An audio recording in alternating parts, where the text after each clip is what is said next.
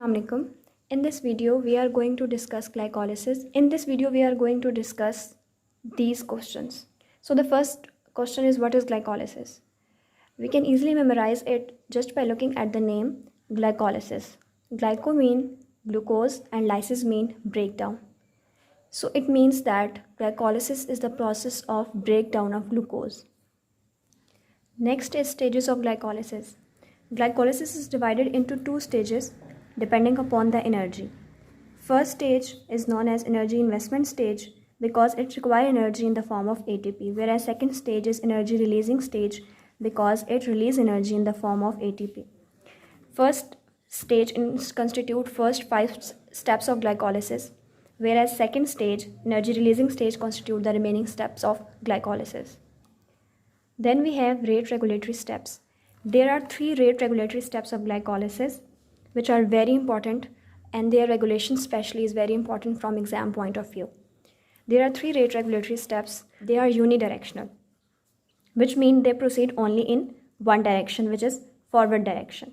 And just to make it easy for you people, one thing you need to memorize that there is some involvement of ATP in these steps.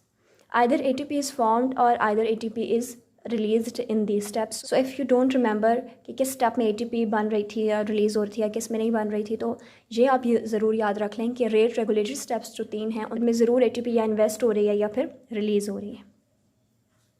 Here we are going to discuss first step of glycolysis, which is also the rate regulatory step. In first step of glycolysis, glucose is phosphorylated into glucose 6-phosphate. Phosphorylated, so it form glucose 6-phosphate. As it is a rate regulatory step, so it is unidirectional. The enzyme of this reaction is hexokinase. Hexo is from glucose, as glucose is 6 carbon carbohydrate and hexo means 6. And kinase is the enzyme used for phosphorylation. Kinase cause phosphorylation and use ATP as the source of phosphate. So in this reaction, ATP is converted into ADP and phosphate is used to phosphorylate glucose into glucose 6-phosphate.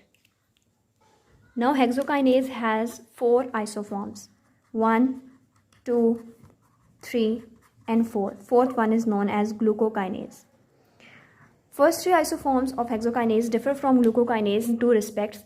First, their location, their presence, as first 3 isoforms are present in all tissues of the body, whereas glucokinase is present specifically in liver and beta cells of pancreas. And secondly, regulation of first 3 forms in glucokinase is differ.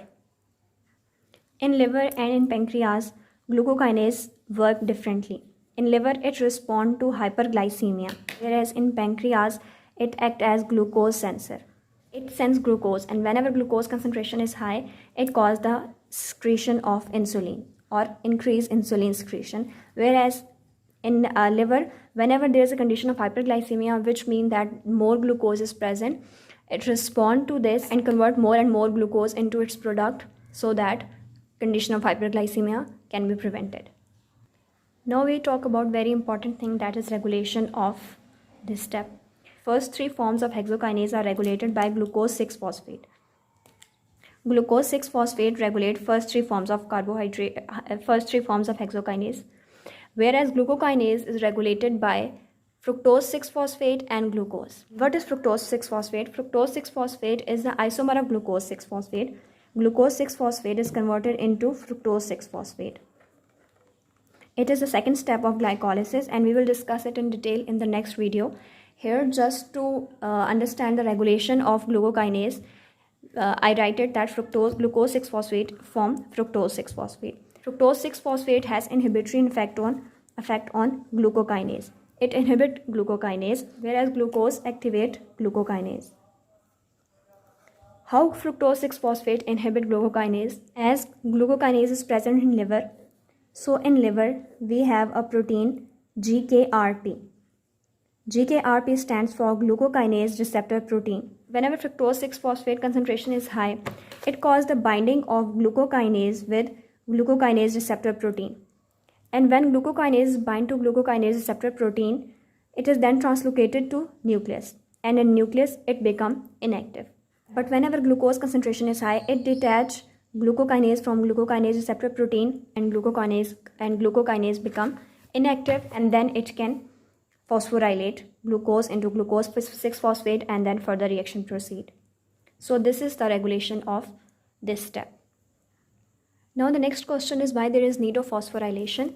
Whenever glucose enters the cytosol, it is converted into glucose 6-phosphate, and thus it is trapped in the form of glucose 6-phosphate, as glucose 6-phosphate can't cross the membrane because there is no carrier present in the membrane for glucose 6-phosphate. Thus glucose is trapped in the form of glucose 6-phosphate in the cytosol and can be used for further metabolism. This is all about first step of glycolysis. We will discuss further in the next video inshallah. If you have any question, you are free to ask. Thank you.